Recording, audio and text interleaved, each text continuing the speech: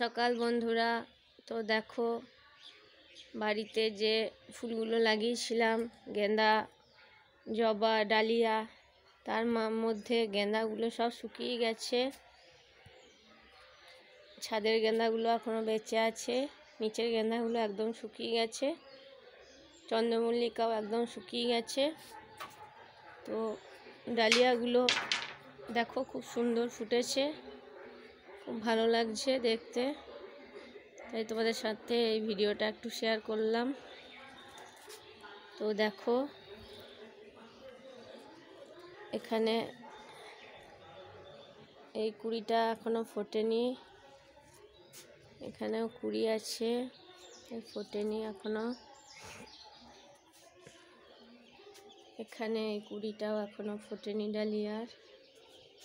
এখানে চারটে দেখো খুব সুন্দর ফুটেছে,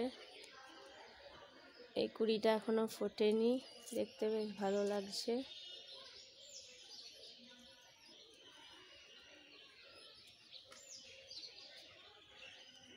এখানে এটা শুকিয়ে যাচ্ছে, এবার এটা ফুটে আছে, দেখতে বেশ ভালো লাগছে,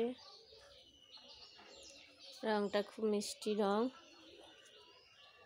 এটা এবার শুকিয়ে যাবে আস্তে আস্তে।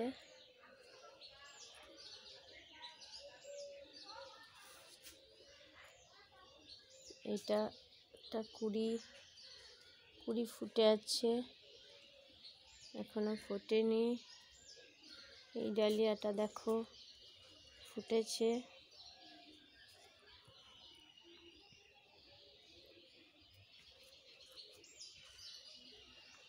এখানে এই ডালিয়াটা এখনো ফোটেনি, অনেকগুলো কুড়ি এসেছে।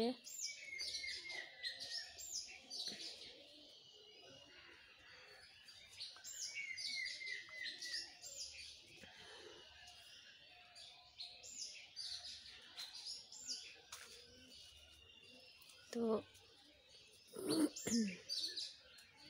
পদ্ম গাছে পাতা হয়েছে, ফুল হয়নি এখনো।